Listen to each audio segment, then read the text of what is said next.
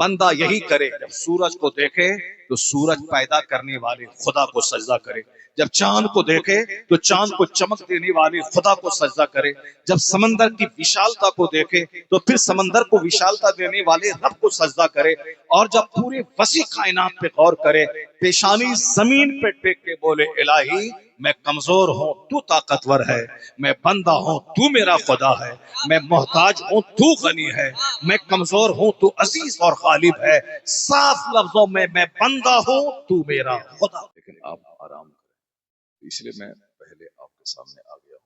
बिल्कुल आधा घंटा तो ऐसे ही चुटकी में खत्म हो जाता है, ज्यादा बोझ आपके लिए मैं नहीं बनूंगा, थोड़ी सी गुफ्तगू आपके सामने मैं करूंगा।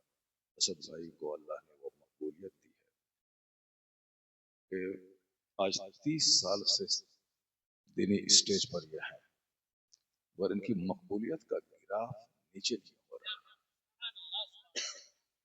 आज भी लोग भीड़ लगाना चाहते हैं जलसे में, असद भाई को बुलाना चाहते हैं। लोग इनके कलाम को अब सुनना कम चाहते हैं, इनको देखना ज्यादा चाहते हैं। वो सिर्फ मेरे जलसे में आ जाए, मेरे गांव में आ जाए, बहुत बहुत बड़ी बात है। ये पॉपुलैरिटी, ये मकबूलियत बहुत बड़ी। और फिर कुछ लोग 5 साल तक मकबूल रहे थे, उसके बाद फ्लॉप हो जाते, लेकिन एक लंबे अरसे तक दीनी स्टेज पर रहना, अल्लाह ने इनको उस क्वालिटी का मालिक बनाया है कि मजमे में तूफान आ जाता है जब ये जज्बे में आके नाते हैं। कल रात भी हम लोग साथ में थे और जबरदस्त नातखानी हुई, इससे कई गुना ज्यादा मजमा था। नौजवानों की एक बड़ी जमात है, मुझको बड़ी खुशी हासिल होती है कि जो लोग गाना सुनने वाले थे वो नबी की नात सुन रहे हैं। क्या बात, वाह वाह वाह।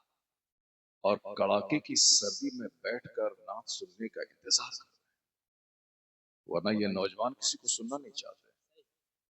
बहुत बड़ी बात है।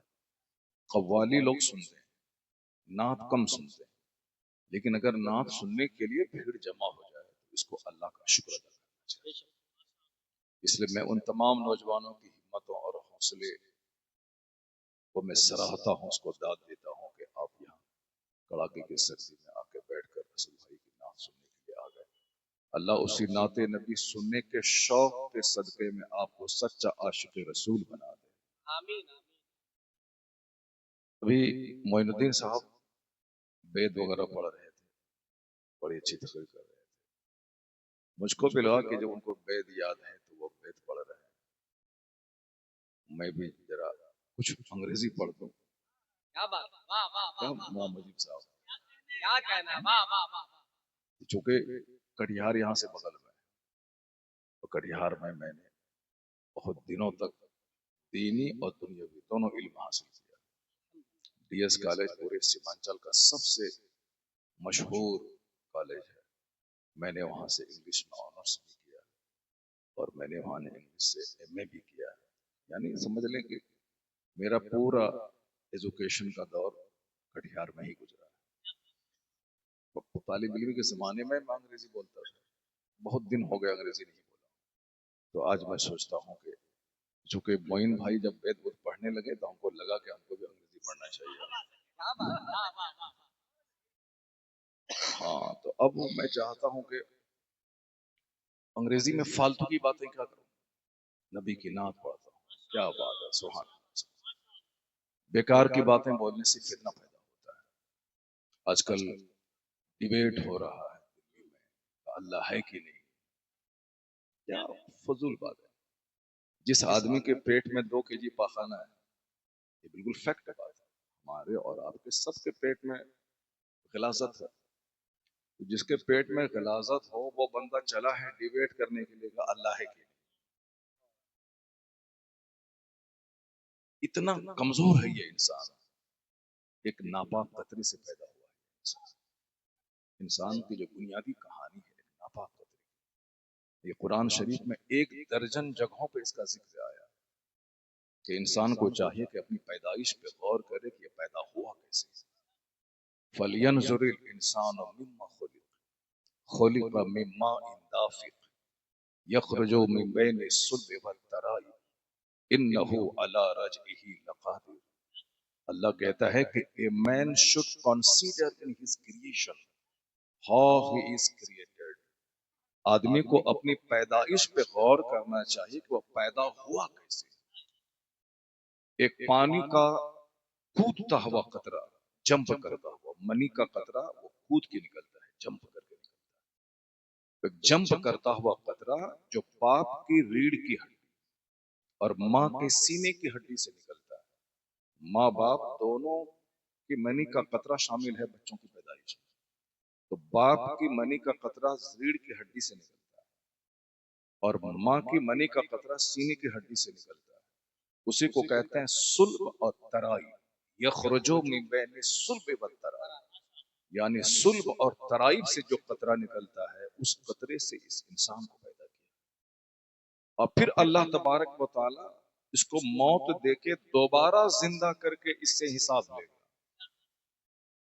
जब इसे पैदा करना आसान है उसके लिए, तो इसे मौत देकर दोबारा जिंदा करना, हिसाब देना, ये उसके लिए मुश्किल नहीं है।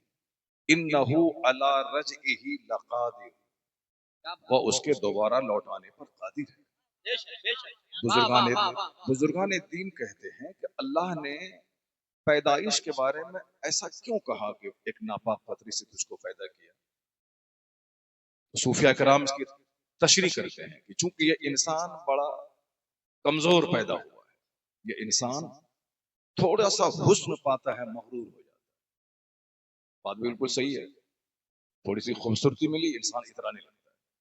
बिल्कुल गौर से सुनिएगा, क्योंकि आजकल सब डिबेट चल रहा है और आपको भी अपना ईमान स्ट्रॉन्ग करने के लिए कुछ इल्म रखना होगा, अपनी सोच को बेदार करना होगा, वरना चारों तरफ लुटेरे लगे हैं ईमान लूटने के। और हुजूर ने 1400 साल पहले कहा था कि एक वक्त ऐसा आएगा कि बंदा सुबह मुसलमान रहेगा, शाम काफिर हो जाएगा, शाम मुसलमान रहेगा, सुबह काफिर हो जाएगा। क्योंकि इस कदर लुटेरे चारों तरफ, कोई मॉडर्न कल्चर दिखाकर, कोई हाईएस्ट डिग्री दिखाकर, कोई यूरोप और अमेरिका की डेवलपमेंट दिखाकर, कोई साइंस दिखाकर, कोई फिल्मी कल्चर दिखाकर, कोई तंग और चुस्त लिबास दिखाकर, कोई चमकती हुई कारें दिखाकर, ये सब लूटना चाहेंगे कि देखो तुम मुसलमान हो, अगर तुम्हें कार चाहिए तो मेरे पास आ जाओ, डेवलपमेंट चाहिए तो मेरे पास आ जाओ। देखो फिल्मी सितारे किस तरह लग्जरियस लाइफ गुजार रहे हैं, देखो साहब यूरोप और अमेरिका के यहूदी किस कदर तायुश से भरी हुई जिंदगी गुजार रहे हैं। यानी हर तरफ देखो, ये लड़की स्कर्ट पहनी है तो कितनी खूबसूरत लग रही है और तुम निकाब पहने हुए हो। यानी हर तरफ से लोग नोचना चाहते। उस जमाने में जो अपना ईमान बचा लिया, आया है कि उसे 100 शहीदों का सवाब है। एक दो शहीद नहीं, 100 शहीदों का सवाब। उस जमाने में जो नबी की सुन्नतों को जिंदा किया, जो नबी की सुन्नतों को मजबूती से पकड़े रहा। मुझे नहीं चाहिए तुम्हारी चमक दमक, मुझे नहीं चाहिए तुम्हारी लग्जरियस लाइफ का धोखा, मुझे नहीं चाहिए यह जाहिरी तसन्नु और बनावट की जिंदगी। हमारे लिए हमारी सादगी अच्छी है, हमारे लिए वही तरीका अच्छा है जो मुस्तफा जान रहमत का दिया हुआ था। तो इस पॉइंट को मजबूती से पकड़े रहने के लिए आपको भी सीना मजबूत करना होगा, आपको भी बुरे वसवसात के हमले को दूर करने के लिए इल्म रखना होगा, आपको भी इस्लाम की रस्सी को मजबूती से थामे रखना होगा। दुनिया वाला कुछ भी कहे, हम बगैर किसी दलील के खुदा को एक मानते हैं। क्या बात है, वाह वाह वाह, ब्लाइंडली आंख पर। ये भी एक फितना है। कोई रमेश नहीं आया है डिबेट करने के लिए, कोई उमेश नहीं आया है डिबेट करने के लिए। जावेद जो एक मुसलमान का नाम है, मुसलमान का नाम लेबल लेकर वो डिबेट करने आया है किस बात पर कि अल्लाह है या नहीं। जबकि ये भी एक फितना है और ये भी कुफ्फार और मुशरिकीन यहूद और नसारा की एक बहुत बड़ी साजिश है।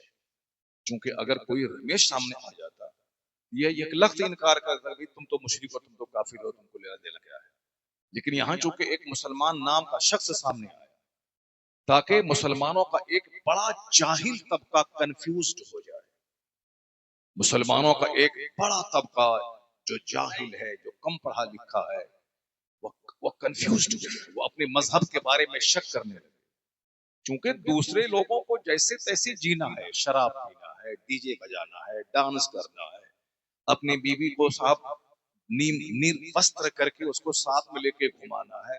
उसके यहाँ कोई उसूल नहीं है, कोई जाब्ता नहीं। ये जाब्ता तो सिर्फ इस्लाम में है कि क्या खाएं, क्या नहीं खाएं, क्या पिएं, क्या नहीं पिएं, क्या लीगल है, क्या इलीगल है, क्या राइट है, क्या रॉन्ग है, क्या जायज है, क्या नाजायज है, क्या हराम है, क्या हलाल है। ये तो मुसलमान को समझना है। दूसरों को क्या मतलब, पानी मिला तो पी लिया, शराब मिला तो पी लिया, ताड़ी मिला तो पी लिया, गुड़ मिला तो खा लिया, पेशाब मिला तो पी लिया। बहुत सारे काफिर हैं जो गाय का पेशाब पीते हैं, बहुत सारे मुशरिक हैं जो अपना पेशाब पी लेते हैं। तो इसलिए उनको क्या मतलब है, जो मिला सो पी। तो मुसलमान को सोचना है कि हमें हलाल का 1 रुपया चाहिए, हराम का 1 करोड़ नहीं चाहिए। क्या बात है, क्या बात है, ये वाह तो वाह वाह। मुसलमान को सोचना है कि हमें शराब नहीं, हमें शरबत चाहिए, हमें नाजायज नहीं, हमें जायज चाहिए। तो अब कानून के दायरे में ये मुसलमान रहता है। इसलिए पूरी दुनिया में सबसे ज्यादा मजबूत, सबसे ज्यादा स्ट्रॉन्ग, सबसे ज्यादा रूहानी ताकत का मालिक ये मुसलमान है। इसी से मानवता और इंसानियत दुनिया में कायम है। तो अब वो चाहते हैं कि मेरी तरह तुम भी नंगा हो जाओ, मेरी तरह तुम भी शराब पीने लगो, मेरी तरह तुम्हारी बेटियां भी हिजाब में आग लगा दें। इसलिए एक सोची समझी स्कीम के तहत एक भला अच्छा आदमी जो मुख्यमंत्री है, ये आदमी भी बुढ़ापे में सिथिया करके हिजाब के खिलाफ तहरीक चले हुआ। बताइए कितना अच्छा आदमी था। लेकिन अब ये साहब एक अच्छा आदमी भला मानुस हो के एक औरत की तहजीब के खिलाफ और हिजाब के खिलाफ, साहब पता नहीं क्या हो गया उसको। पूरी दुनिया ये समझ ले कि हिजाब की दुश्मन, हमारी दाढ़ी की दुश्मन, हमारी टोपी की दुश्मन, पूरी दुनिया एक तरफ से दुश्मन होती जा रही है। ये पढ़ा लिखा आदमी साहब 15-20 साल से बिहार का नेतृत्व कर रहा है, और ये इतना घटिया काम जो पूरी दुनिया में थू थू मच रही है, अरब जगत में, यूरोप में, एशिया में, हिंदुस्तान भर की सारी खवातीन की निगाहों में वो गिर चुका है।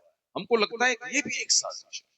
वरना इस आदमी को क्या लगा था कि एक, और वो भी वो मदरसे की पढ़ी लिखी नहीं, वो कोई आलिमा नहीं थी, बल्कि वो बिल्कुल मेडिकल एक्सपर्ट, एक डॉक्टर, एमबीबीएस डॉक्टर, जिसकी वकालत आप लोग करते हैं कि साहब सिर्फ मदरसे में मत पढ़ाइए वरना दकियानुसी लोग हो जाएंगे, औरतें दकियानुसी हो जाएंगी, स्कूल में पढ़ाइए, स्कूल के माहौल में पढ़ाइए ताकि फ्री रहें। वो तो स्कूल की पढ़ी हुई थी, मगर वह समझदार खातून थी। स्कूल की पढ़ी हुई औरत अपने आप को बेपर्दा करके इज्जत को लुटा के कामयाब नहीं हो सकती। जो सच्चा इल्म जिसके पास होगा वो अपनी इज्जत की हिफाजत करने में कामयाबी महसूस करेगा। वह लोग औरतों के दुश्मन है जिसने अपनी बेटी को चाय की दुकान पे बैठा के 10 आदमी के आंख का तमाशा बना दिया। वह लोग औरतों के कल्चर के दुश्मन है जिसने अपनी बेटी को फिल्म में नचवाया है। वह लोग औरतों की तहजीब के दुश्मन है जिसने औरतों को ड्रामा में ला करके हजारों मर्दों की जीनत बनने का मौका दिया। इस्लाम ने औरतों की इज्जत की हिफाजत की है। इसको मोटा लिबास पहना के ताकि शौहर की अमानत रहे, न कि समाज के 10 लुच्चों की जीनत बन जाए।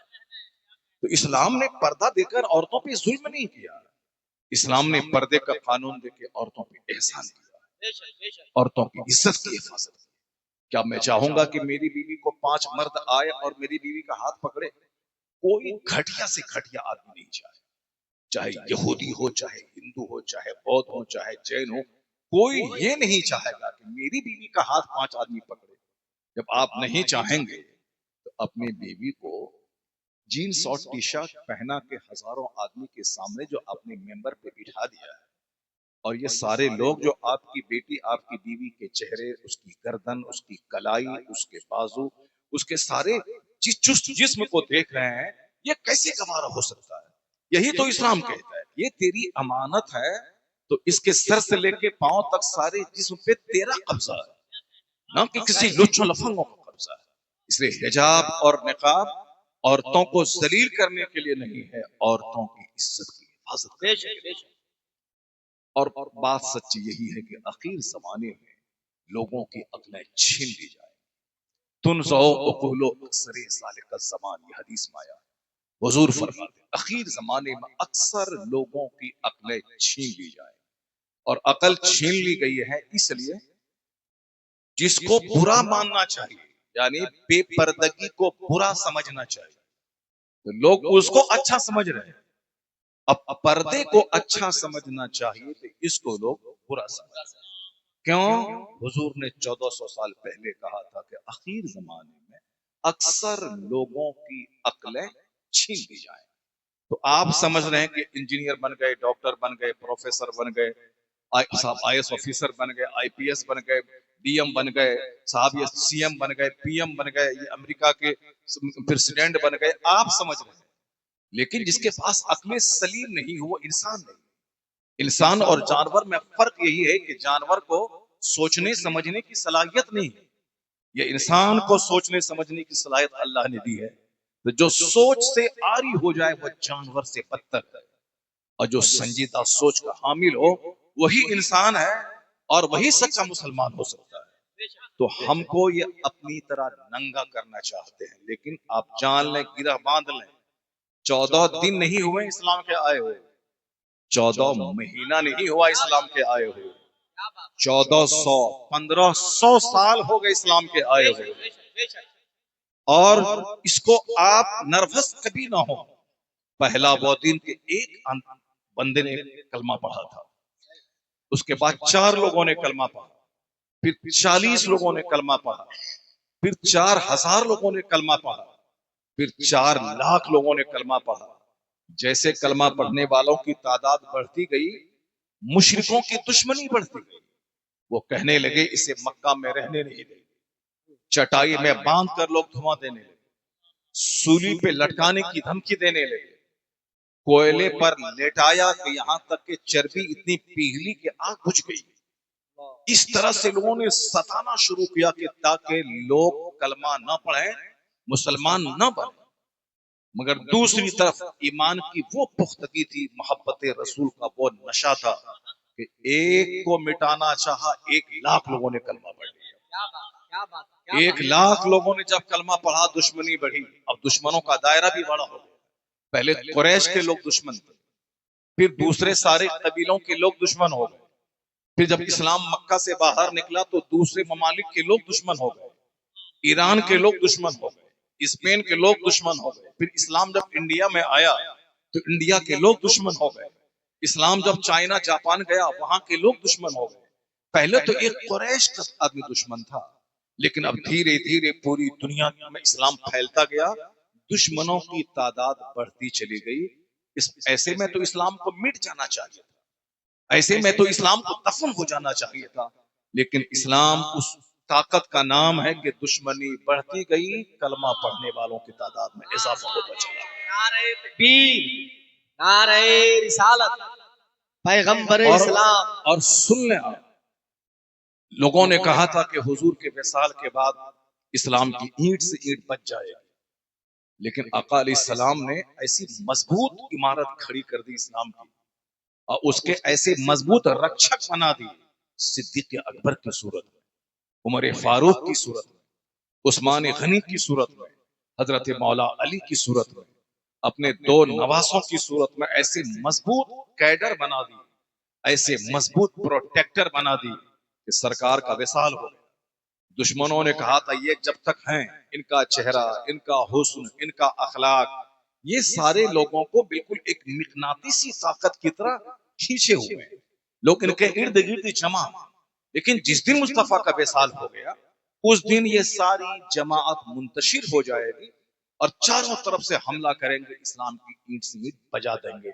लेकिन इसका उल्टा हुआ कि हुजूर के विसाल के बाद जब हुजूर पर्दा फरमा के अपनी कब्र अनवर में चले गए, सिद्दीक अकबर ने जब इस्लामी सल्तनत की लगाम संभाली और 2 साल तक जब आपने उस कमान को संभाला, तो इस्लाम कमजोर नहीं हुआ, इस्लाम का दायरा और वसी होता चला गया।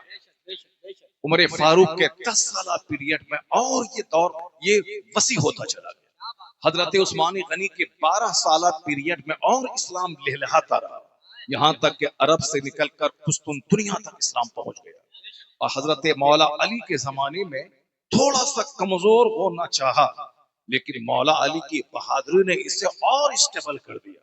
जब मौला अली का बेटा हजरत हुसैन सामने आए और देखा कि मेरे नाना के दीन को अब नवासे का खून चाहिए, अपना सारा कुंबा लेकर करबला आ गए और अपने बाल बच्चों को इस्लाम और तहफ्फुज़ नामूस रिसालत के लिए लुटा दिया, अपनी गर्दन कटा दी, खून का आखिरी कतरा बहा दिया। इधर खून बहा, उधर इस्लाम का गुलशन लहलहाता चला गया। अब जो इस्लाम अरब के की चार दीवारी में महदूद था, अरब से निकला पूरे आलम में तूफान की तरफ फैलता चला गया। आज एक आदमी नहीं है, बल्कि आज पूरी दुनिया में 200 करोड़ की तादाद में कलमा पढ़ने वाले, 2 लाख नहीं, 200 करोड़ लोग अभी पूरी दुनिया में मौजूद है। अब आप समझ सकते हैं कि 800 करोड़ वाली दुनिया में 200 करोड़ की तादाद कलमा पढ़ने वालों की है, तो एक तरफ बगदाद जलता रहा, इस्लाम मुस्कुराता रहा, दूसरी तरफ हिंदुस्तान में आग लगती रही, मगर हिंदुस्तान में इस्लामी गवर्नमेंट का सूरज डूबा, उधर अल्लाह ने इंडोनेशिया जैसा जबरदस्त मुल्क मुसलमानों को अता कर दिया। इस तरह से एक तरफ सूरज डूबा, दूसरी तरफ से निकल गया। तो आज जो हालात इंडिया और पूरी दुनिया के इस्लाम मुखालिफ हैं, आप घबराएं नहीं, ये वो वक्त है जो 1500 साल से आपने ही देखा है। जब जब दुश्मनी बढ़ी है, तब तब मुस्तफा के गुलामों की तादाद में इजाफा होता चला गया। इसलिए ऐसा लग रहा है कि ये वक्त आया है जब एक तरफ टेलीविजन पे डिबेट हो रहा है, स्कूल कॉलेज में डिबेट हो रहा है, कोई मुख्यमंत्री हिजाब खींच रहा है, ऐसा लग रहा है कि अब कलमा पढ़ने वालों की तादाद में इजाफा होने वाला है। अब यह 200 करोड़ 400 करोड़ की तादाद में बदलने वाला है। मैं इन जाहिलों को नहीं देख रहा, मैं तो उस प्रिंसेस को मैं देख रहा हूं जो ब्रिटेन की प्रिंसेस है, जो कहती है कि इस्लाम से ज्यादा खूबसूरत कोई मजहब नजर नहीं आता। मैं अमेरिका की डॉक्टर मारिया का कॉल पढ़ता हूं, जिन्होंने कहा कि इस्लाम ने जो औरतों को सम्मान दिया है, उसका जाहिरी सबूत यही है कि कुरान करीम जो इसकी मजहबी किताब है और जिसमें सारे उलूम मौजूद है, इसमें मर्दों के नाम पे कोई सूरत नहीं है। सूरे निसा जो औरत के नाम पे सूरत है, ये इस बात की दलील है कि इस्लाम ने औरतों को सम्मान और इज्जत दिया है, किसी मजहब ने नहीं दिया। इस्लाम ने इस निर्धन और गरीब औरतों को मालदार बनाया। पहले औरतों को न बाप की प्रॉपर्टी में हिस्सा मिलता था, न शौहर की जायदाद में हिस्सा मिलता था, न भाई की प्रॉपर्टी में हिस्सा मिलता था। इस्लाम ने शौहर की प्रॉपर्टी में हिस्सा दिलाया, बाप की जायदाद में हिस्सा दिलाया, बेटे की जायदाद में हिस्सा दिलाया। तो औरतें मारी जाती थी, इस्लाम ने औरतों को जिंदगी दी। औरतें गरीब थी, इस्लाम ने औरतों को स्टेबल और मजबूत बनाया। औरतों से आंखें सेकी जाती थी, इस्लाम को कानून हिजाब देकर इनकी इज्जत की हिफाजत इस्लाम ने की। वो कहती हैं सारी दुनिया गवाह है, मैंने इस्लाम को पढ़कर, इस्लाम को समझकर, इस्लाम ने जो औरतों को सम्मान दिया है, उस सम्मान को महसूस करके मैं कलमा पढ़कर मुस्तफा की कनीजों में दाखिल होती हूँ। एक पढ़ी लिखी औरत जो दुनिया की सबसे आला तालीम याफ्ता औरत है, उसके कलमा पढ़ने का मतलब है कि करोड़ों औरतों के दिमाग में इस्लाम की मोहब्बत डाल देना। इसलिए कोई हिजाब खींच करके इस्लामी कानून को दबा नहीं सकेगा, बल्कि पूरी दुनिया में एक सुगबुगाहट है कि आने वाले वक्त में करोड़ों औरतें हैं जो कलमा पढ़कर कनीज़े फातिमा बनने वाली। इस बात को आप नीरह मान लें कि 1,500 साल हो गए। इस्लाम को अगर दबना होता, जिस वक्त उमर फारूक आजम शहीद हुए थे, उस वक्त कमजोर हो जाता। इस्लाम को अगर दबना होता, उस्मान गनी जब अपने घर में शहीद कर दिए गए, उस वक्त इस्लाम कमजोर हो जाता। अगर इस्लाम को खत्म होना होता, जब मौला अली शहीद कर दिए गए, उस वक्त इस्लाम खत्म हो जाता। जब इस्लाम को खत्म होना होता, जिस वक्त रसूल पाक के शहीद नवासे इमाम हुसैन की लाश को घोड़े की टापों से रौंद दिया गया, उस वक्त इस्लाम खत्म हो गया होता। इस्लाम को खत्म होना होता जब बगदाद की सारी मस्जिदों को तोड़ दिया गया, सारे मदरसों को गिरा दिया गया, सारी किताबों को दरियाए दजला में फेंक दिया गया, 70,000 मुसलमानों को ज़बह करके उसकी खोपड़ी की मीनार बनाकर काफिरों ने उस पर बैठकर शराब पिया। उसी वक्त इस्लाम को मिट जाना था। लेकिन इन तमाम वाकयात के बाद इस्लाम मुस्कुराता रहा, ताकि दुनिया वाला जान ले कि इस्लाम का मुहाफिज कोई दूसरा नहीं है, इस्लाम का मुहाफिज अल्लाह रब्बुल इज्जत की बात है। अल्लाह हमेशा से है, हमेशा रहने वाला है। इस्लाम का मुस्कुराता चेहरा बताता है कि अल्लाह है, हमेशा से है और वो ओमनी प्रेजेंट है। वही वही सारी ताकत का मालिक है, वह हय्यो और कय्यूम है। मौला अली कहते हैं अरफ तो रब्बी बिफस्फिल अज़ाइम। ये जो डिबेट करता है बैठ करके कि अब वहां ऐसा हो रहा है, वहां वैसा हो रहा है, अल्लाह ताला देख रहा है, जालिम बढ़ रहा है, जुल्म बढ़ रहा है, अगर अल्लाह होता तो उसको दबा देता। तुम्हारी छोटी सी खोपड़ी में यह बात नहीं आएगी। मौला अली जिसके बारे में हुजूर ने कहा है अना मदीनतुल इल्म व अली जुनबाबुहा, I am city of knowledge and Ali is the door of it. मैं इल्म का शहर हूँ, मैं इल्म का शहर हूँ, अली उसका दरवाजा है। वह मौला अली जो बाबे मदीनतुल इल्म है, वो मौला अली कहते हैं कि अरफ तो रब्बी बेफस्किल अज़ाइम। जब मेरे इरादे टूट जाते हैं, मैं चाहता कुछ हूं और हो कुछ जाता है। मैं चाहता हूं कि मैं खूबसूरत बनूं मगर मैं बदसूरत हो जाता हूं। मैं चाहता हूं मेरे 5-10 बेटे हो जाएं मगर मेरी 10 बेटियां हो जाती हैं। मैं चाहता हूं कि मैं पूरा मालदार बन जाऊं, पूरे शहर का सबसे बड़ा मालदार बन जाऊं, मगर मैं कंगाल हो जाता हूं। मैं चाहता हूं कि हमेशा 90 साल की उम्र तक तंदुरुस्त रहूं मगर मैं अचानक बीमार हो जाता हूं। आखिर वो है कौन जो मेरी चाहत के खिलाफ काम करता है? मैं चाहता कुछ हूं और हो कुछ जाता है। मौला अली कहते हैं मैं पहचान लिया कि मेरा रब है, मैं चाहता कुछ हूं और हो कुछ जाता है। यह इस बात की दलील है कि बंदों का चाहा हुआ सब कुछ नहीं होता है, वही होता है जो मंजूरी होता है। वाह वाह वाह, नारे तकबीर, नारे रिसालत, अरफ मज़हब तो इस्लाम। रब्बी बेफस्किल अज़ाइम। मौला अली कहते जब मेरे इरादे टूट जाते हैं तब मैं समझ लिया कि मेरा खुदा है जो मेरी नहीं अपनी चलाता है। आज से 5 साल पहले आपको याद होगा चाइना जापान में मदरसों पे सख्त नजर थी कि मदरसा कायम नहीं होने पाए, मस्जिदों पे सख्त नजर थी कि कोई नमाज नहीं पढ़ने पाए। अमेरिका यूरोप से इस्लाम के खिलाफ बयानात आ रहे थे। हिंदुस्तान में एनआरसी का एक अलग तूफान और हंगामा था। पूरी दुनिया में मुसलमानों के खिलाफ न जाने एक तूफान बरपा था। कोई मस्जिदों के खिलाफ बोल रहा है, कोई खानका के खिलाफ बोल रहा है, कोई जलसे के खिलाफ बोल रहा है, कोई टोपी के खिलाफ बोल रहा है, कोई दाढ़ी के खिलाफ बोल रहा है, कोई साहब एनआरसी का कानून ला करके मुसलमानों के वजूद के खिलाफ बोल रहा है ताकि मुसलमान घबरा के अपना मजहब छोड़ दें और हिंदुस्तान में इसको जीना है तो वो कुफ्र और शिर्क कबूल कर लें। न जाने कैसा हंगामा था, मगर मालूम है इन सारे हंगामों को दूर करने वाले ने कैसे दूर किया? एक छोटा सा कोरोना का कीड़ा भेज दिया। वह छोटा सा कीड़ा जो अमेरिका के शहर को उजाड़ दिया, जो चाइना और जापान की चमक दमक को मिट्टी में मिला दिया, जो हिंदुस्तान के सारे एयरपोर्ट पे ताले लगवा दिए, पूरी दुनिया के हर घर को जेल में बदल दिया।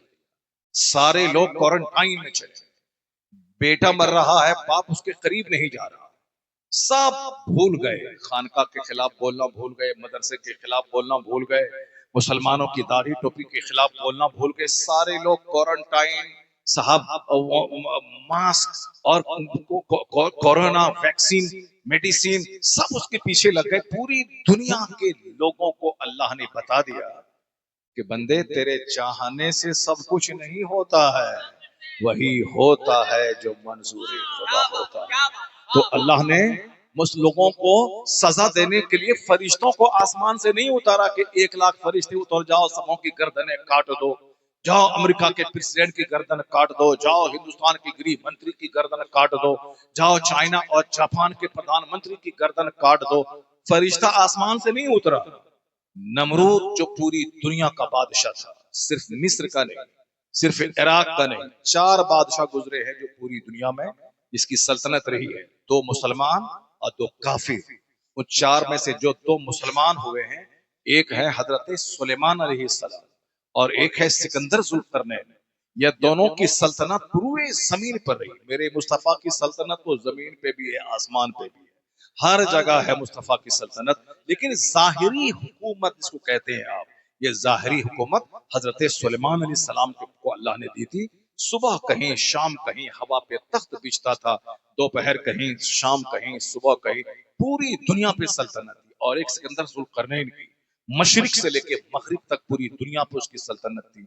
और दो काफिर बादशाह, उसमें से एक नाम नमरूद का है।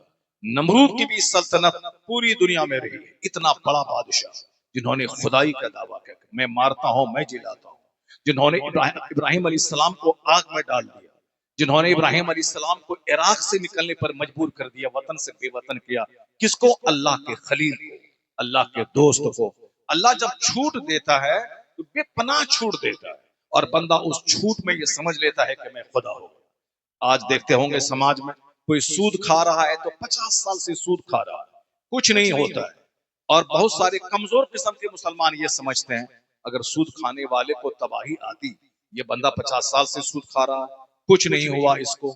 ये 50 साल अल्लाह के नजदीक एक सेकंड के बराबर है। 50,000 साल के बराबर कयामत का एक दिन होगा। वह काना मिकदार हो 50,000 साल। आप घबरा जाते हैं कि 14 साल हो गए, आप घबरा जाते हैं कि साहब 50 साल हो गए, लेकिन जिसने ये सारा संसार बनाया है, आप जानते हैं इस दुनिया के बने बने हुए करोड़ों साल हो गए, खरबों साल हो गए आसमान के बने, जमीन के बने। ये जो आसमान का सूरज नजर आ रहा है, यह सूरज जमीन के मुकाबले में लाखों गुना बड़ा, 1 गुना 2 गुना 10 गुना बड़ा नहीं है। यह सूरज जमीन से लाखों गुना बड़ा है, जो देखने में फुटबॉल की तरह लगता है। उस सूरज पर अगर कोई बंदा चला जाए, वहां से यह जमीन एक छोटा सा स्पॉट, छोटा सा धब्बा नजर आएगी।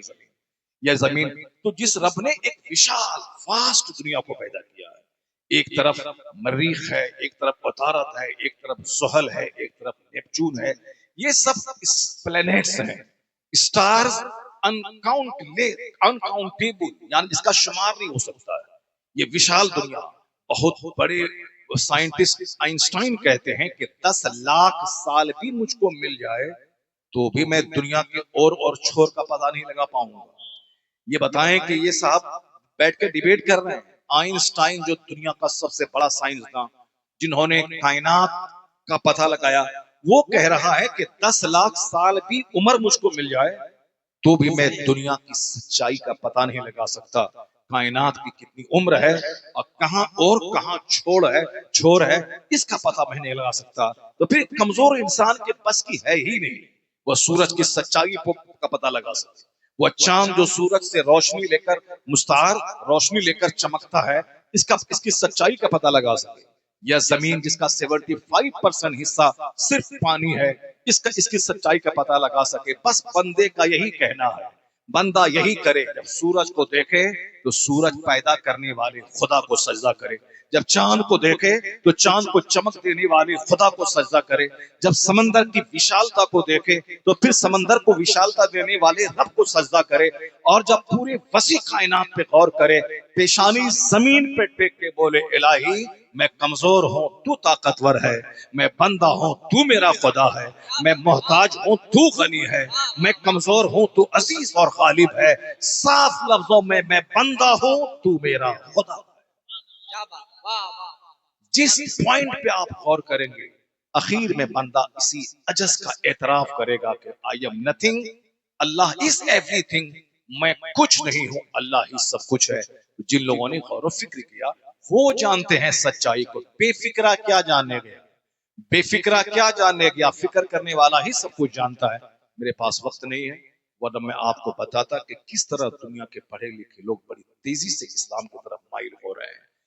किस तरह थाईलैंड की राजधानी बैंकॉक के एनाटॉमी का प्रोफेसर मेगाटेक तेजासन किस पॉइंट को देख करके वो कलमा पढ़ा, जो जावेद जैसे 1 करोड़ लोग जिसके पांव की धूल के बराबर नहीं हो सकते, इतना बड़ा पढ़ा लिखा आदमी सऊदी अरब की राजधानी रियाद में पूरी दुनिया को गवाह बना के कहा कि मैं एनाटॉमी का सबसे बड़ा प्रोफेसर और थाईलैंड की राजधानी बैंकॉक यूनिवर्सिटी का मैं सबसे बड़ा साइंटिस्ट, मैंने जो 10 साल में तहकीक की है, 10 मिनट में जब उसको पता चला कि कुरान करीम में वही बात 1500 साल पहले से मौजूद है दुनिया में। कुरान तो अल्लाह का कलाम है, वो तो जब से है तब से मौजूद है, दुनिया में नाजिल हुई है ये किताब 1500 साल पहले, तो 1500 साल पहले से वह बातें मौजूद हैं।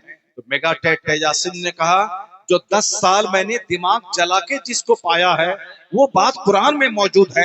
इसका मतलब है कि कुरान किसी बंदे का कलाम हो ही नहीं सकता है, ये बंदों के खालिक, बंदों के क्रिएटर का कलाम है। जब सच्चाई सामने आ गई है तो दुनिया गवाह है कि तेजासिन कलमा पढ़कर मुस्तफा की गुलामी में दाखिल हो रहा है। पढ़े लिखे लोग बड़ी तेजी के साथ इस्लाम में दाखिल हो रहे हैं और आने वाला वक्त इस्लाम का है, आने वाला वक्त मुसलमानों का है। ये बात अगर मैं कहूं तो लोग कहेंगे मौलाना हैं जो मुसलमानों की मायूसी दूर करने के लिए ये इसी बातें कह रहे ताकि मुसलमान नर्वस ना हो, मुसलमानों को हिम्मत और हौसला मिले। ये बात मैं नहीं, ये बात आज से 50 साल पहले डॉक्टर बर्नार्ड शॉ ने कही थी। बर्नार्ड शॉ जो दुनिया का एक बहुत पढ़ा लिखा अदीब, मैंने कॉलेज में बर्नार्ड शॉ की लिखी हुई किताब मैंने पढ़ी है और जो भी कॉलेज स्कूल में पढ़े हैं जरूर वो डॉक्टर बर्नार्ड शॉ के बारे में जानते हो। कितने बड़े ड्रामाटिस्ट और कितने बड़े अदीब थे। उसने आज से 50 साल पहले कहा था, if any religion has a chance of ruling over England nay Europe within the next 100 years it is Islam. ये क्या कहा बर्नार्ड शॉ? बर्नार्ड शॉ कल मुसलमान नहीं था, पर इस्लाम की सच्चाई को भांपते हुए उन्होंने कहा था अगर कोई मजहब आने वाले 100 साल के अंदर सिर्फ इंग्लैंड नहीं बल्कि पूरे यूरोप बर्रे आजम महाद्वीप में अगर कोई मजहब हुकूमती मजहब बनने वाला है तो वो मजहब इस्लाम बनने वाला है। इसको अपने घर में दीवार पे लिख के रखे, if any religion has a chance of ruling over England nay Europe within the next 100 years it is Islam. Bernard Shaw जैसा पढ़ा लिखा महाविद्वान, उसने कहा कि अगर आने वाले 100 साल के भीतर सिर्फ इंग्लैंड नहीं बल्कि फ्रांस में, जर्मनी में, हॉलैंड में, पूरे यूरोप बर्रे आजम में अगर कोई मजहब हुकूमती मजहब बनने वाला है तो वो मजहब इस्लाम बनने वाला है। चूंकि दुनिया के सारे प्रॉब्लम्स का हल मजहब इस्लाम में है, हर दर्द की दवा मजहब इस्लाम में है। दुनिया के सबसे बड़े मुअल्लिम मुस्तफा जाने रहमत की ज़ात गिरामी है।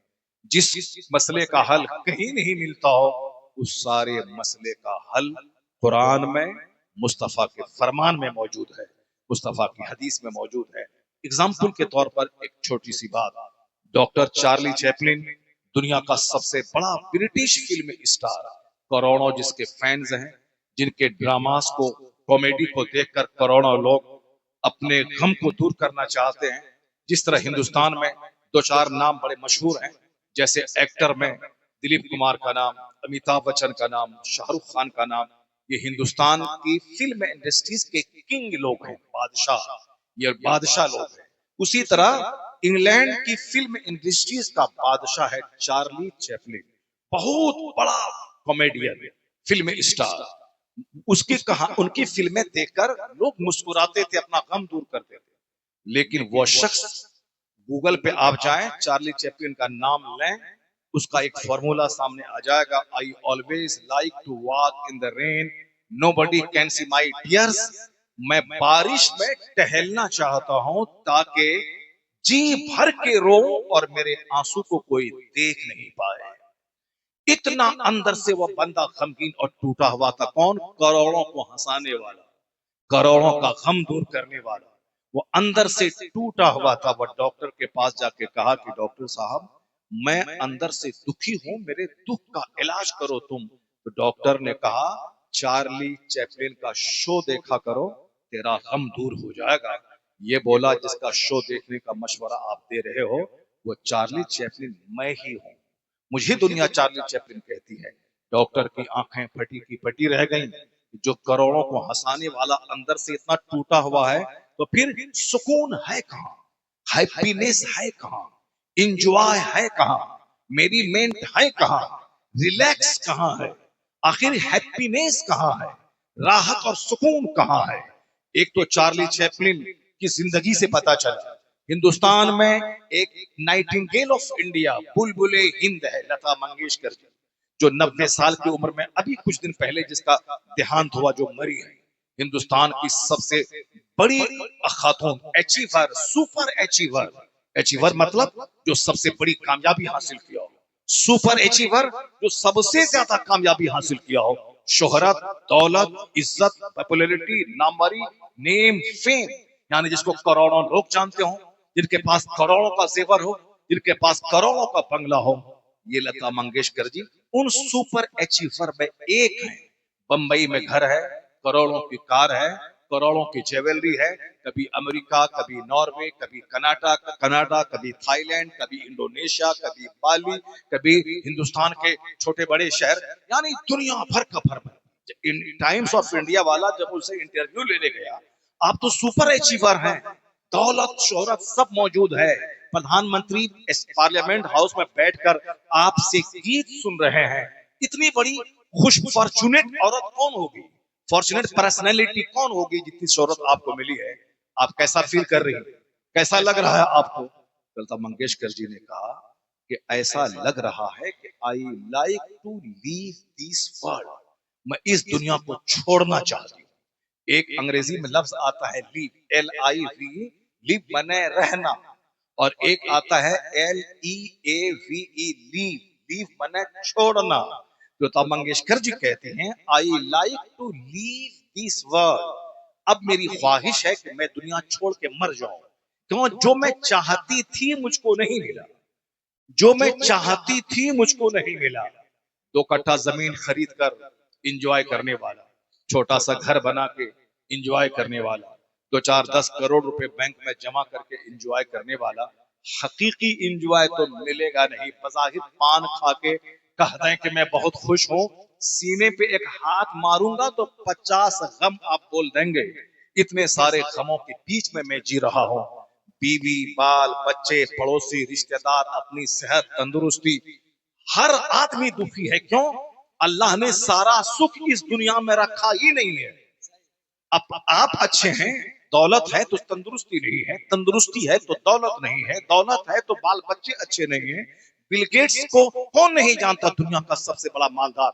वो उन्होंने सॉफ्टवेयर कंपनी का दियो उसको बोला जाता है, सॉफ्टवेयर जाइंट, यानी जो आज पूरी दुनिया में कंप्यूटर सॉफ्टवेयर है उसका वो दियो भूत बोला जाता है उसको, बिल गेट्स को। इतना बड़ा मालदार पूरी दुनिया का, मगर जब देखा कि मेरा बेटा बागी हो गया, मेरा बेटा दौलतों की फरावानी की वजह से बिगड़ गया, उसने कसम खा लिया कि अब मैं दौलतों में दिल नहीं लगाऊंगा, बल्कि मैं अपनी आधी दौलत हेल्थ और एजुकेशन के क्षेत्र में मैं डोनेट कर देता हूं।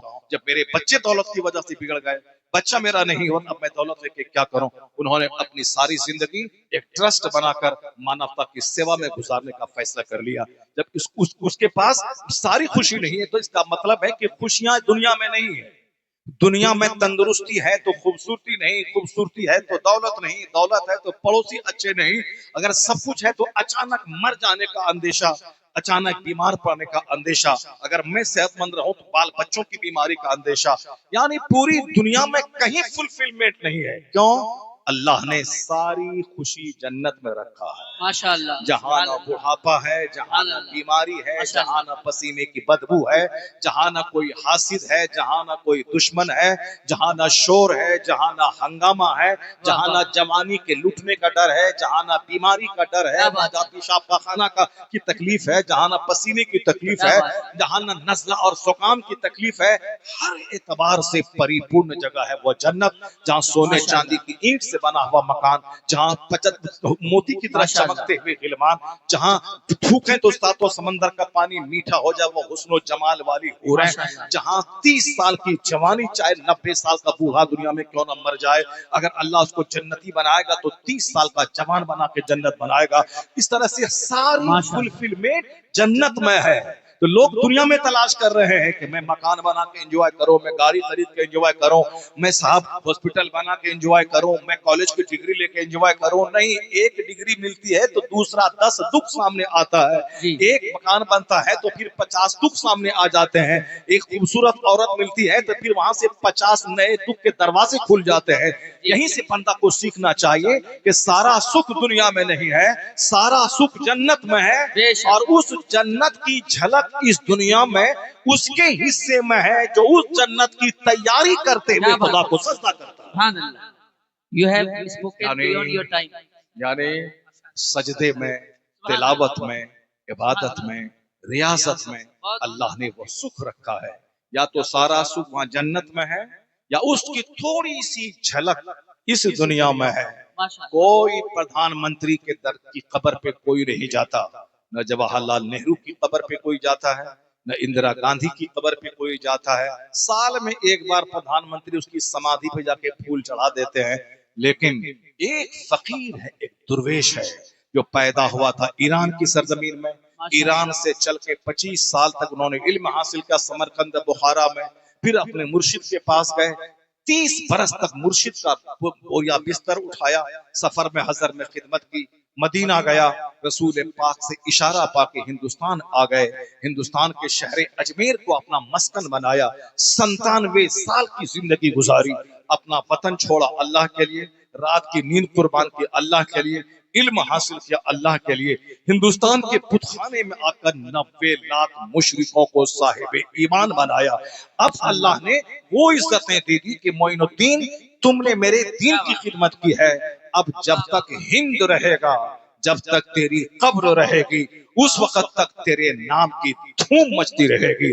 तेरे पास अपना बेटा रहे ना रहे, करोड़ों रूहानी बेटे तेरी कब्र पे हाजिरी देते रहेंगे, फातिहा पढ़ते रहेंगे, गुलाब का फूल चढ़ाते रहेंगे। अरबपति की कब्र पे जानवर चल रहा है, उस फकीर की कब्र पे 24 घंटे गुलाब और गुलाब का फूल महक रहा है। वहां करोड़ों लोग वहां उस चौखट की खाक चूमना चाहते हैं। ये इनाम है अल्लाह की तरफ से कि जो सिर्फ बाल बच्चों के लिए जिएगा, बाल बच्चे उसके बाकी हो जाएंगे, और जो रब के लिए जिएगा, उनका बच्चा हो ना हो, करोड़ों दिलों में अल्लाह उसकी मोहब्बत अता फरमाता है। आप देख सकते हैं कि सुपर अचीवर मोइनुद्दीन अजमेरी है, जिन्होंने वो कामयाबी हासिल की। इंतकाल के 800 साल गुजर गए, लेकिन आज तक उनकी कब्र की रौनक फीकी नहीं हुई है। उनके दरबार का हुस्न बढ़ता जा रहा है। इसलिए इस बात को दिमाग से निकाल दें कि दुनिया में दौलतों से, मकान से, नौकरी से सुख मिल सकता है, नहीं, इबादतों से सुख मिलेगा, तिलावत से सुख मिलेगा। मैंने कहा था कि मुझको अंग्रेजी बोलने का मन कर रहा है, मगर मैं दूसरे पॉइंट की तरफ चला गया और मेरा टाइम भी लगभग पौने घंटा हो गया। हाँ, You have spoken beyond your time. माशाल्लाह। असद भाई ने कहा कि अब आप वक्त के आगे भी अब आप बोल सकते हैं, तो बस वही मैंने कहा था। तो गुजरे जिस राह से वो सैयदे वाला होकर, क्या बात है। आला हजरत ने बड़ी प्यारी बात कह दी, बहुत जबरदस्त बात। मोइनुद्दीन चतुर्वेदी ने क्या कहा, वो कोई वेद पढ़ा, कहा कि वो जिस रास्ते से गुजरते थे पूरा रास्ता सुगंधित हो जाता था। आला हजरत ने कितनी जबरदस्त शायरी की है, हदीस का तर्जमा और करोड़ों अशआर के का निचोड़ इस शेर में बयान किया है कि गुजरे जिस राह से वो सैयदे वाला होकर, रह गई सारी जमीन अंबरे सारा होकर, रह गई सारी जमीन अंबरे सारा होकर। अब जरा मैं अंग्रेजी बोलूं, when the prophet walked along any street, the entire earth became fragrant and sweet. सुभान अल्लाह बोले आप लोग जोर से। अब मैं अगला शेर पढ़ूंगा मैं। क्या बात है, वाह वाह। When the prophet walked along any street, the entire earth became fragrant and sweet. आला हजरत कहते हैं कि चमने तैबा है वो बाग कि मुर्गे सिदरा। वाह वाह वाह। दुनिया के बाग में तो दुनिया के बुलबुल चहकते हैं, और मदीना वो बाग है जहां बुलबुले सिदरा जिब्रील अमी चहके, जहां हजारों बाग चहके हैं। वो कहते हैं चमने तैबा है वो बाग के मुर्गे सिदरा, बरसों चहके हैं जहां बुलबुले शैदा होकर। So distinguished is the position of Taiba's garden. Its nightingales are the birds of the highest heaven. So distinguished is the position of Taiba's garden. Its nightingales are the birds of the highest heaven. आला हजरत कहते हैं ये चांद क्या जगमगाता है, ये तो मेरे मुस्तफा के नूर का सदका है। ये सूरज में जो चमक है वो मेरे मुस्तफा के चेहरे की खैरात लेके चमक रहा है।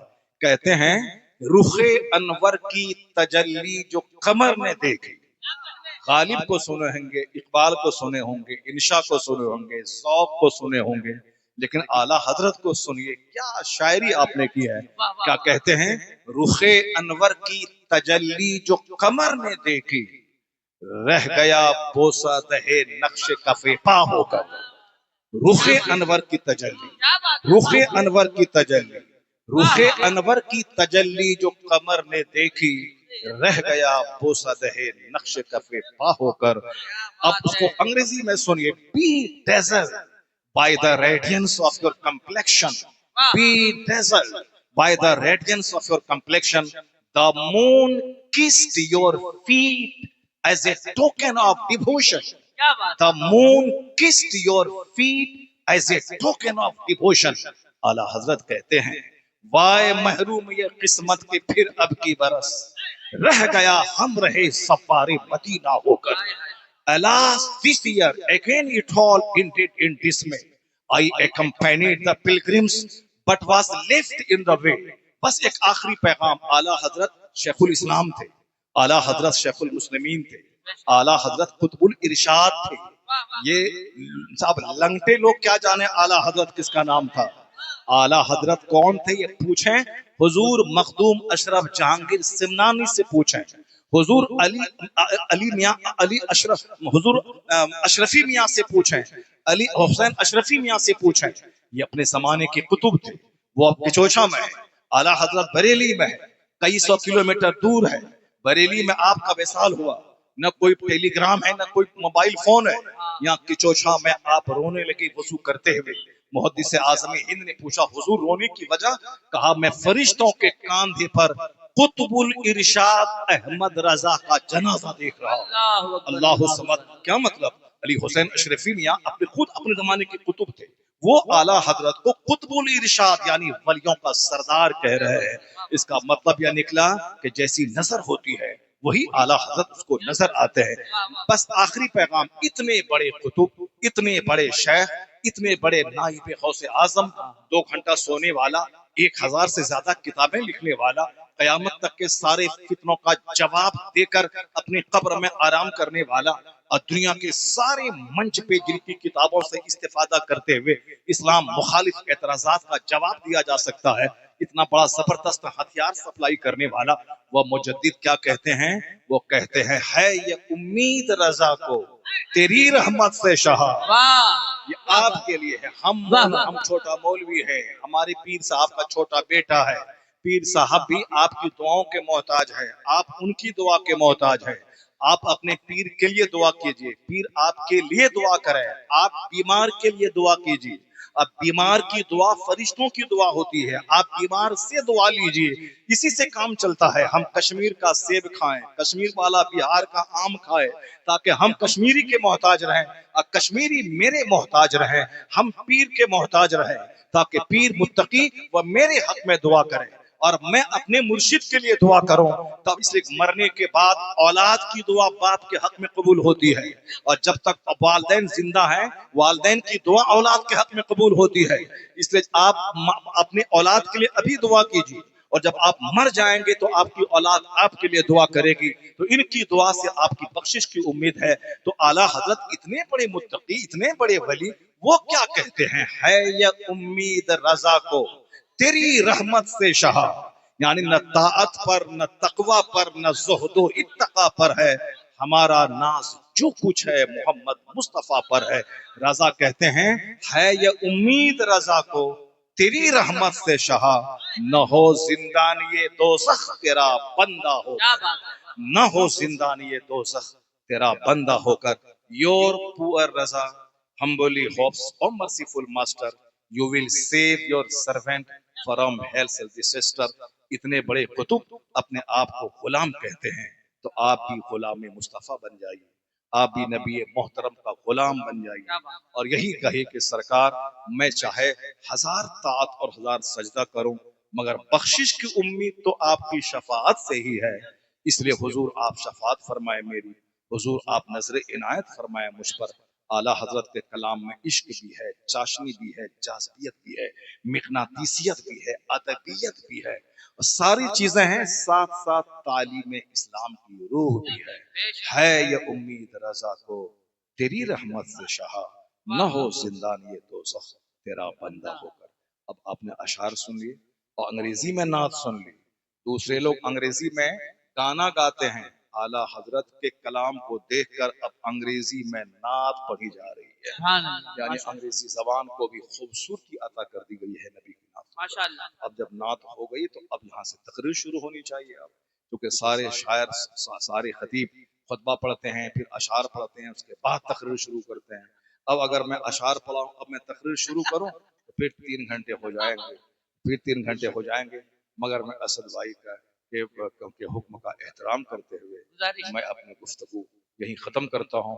इन्होंने कहा था आधा घंटा, मगर धीरे धीरे गुफ्तगू बढ़ बढ़ के एक घंटा के करीब गुफ्तगू पहुँच गई।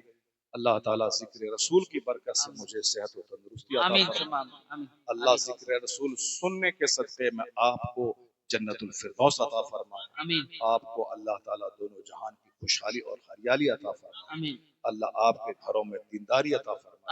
अल्लाह मेरी माँ बहन बेटियों को हया और पर्दे की जिंदगी अता फरमाए। अल्लाह ताला जामिया वहीदिया को खूब उरूज अता फरमाए। हाफिज़ व कारी एहतशाम और इनके मेहनत करने वाले सारे भाइयों को सेहत व आफियत और लंबी उम्र अता फरमाए। आप सबों को, पूरे इलाके के मुसलमानों को इस गरीब इदारे का ख्याल रखने की तौफीक अता फरमाए। आज 2 बच्चे हाफिज बने हैं, आप कोशिश करें कि आने वाले वक्त में 3, 4, 5 बच्चे आलिम बने। यहाँ से अंग्रेजी की तालीम, कंप्यूटर की तालीम, अब हर मकतब और मदरसे में अंग्रेजी को कंपलसरी कर दे और कंप्यूटर को हर मदरसे में लाजिम करा देते। अगर हम अंग्रेजी नहीं पढ़े होते डीएस कॉलेज में तो आपके सामने अंग्रेजी में कैसे बोलता, अंग्रेजी में नात कैसे सुनाता। तो इस तरह से अपने बच्चों को अच्छा आलिम बनाने के लिए अच्छी अरबी दानी के साथ साथ अच्छी अंग्रेजी दानी भी होनी चाहिए। अल्लाह ताला सारे मदारिस में बरकतें अता फरमाए और सारे मदारिस को दीनी खिदमतों का मरकज अल्लाह बना दे। आमीन। व आखिरु दावाना अनिल हम्दुलिल्लाहि रब्बिल आलमीन। अस्सलामु अलैकुम।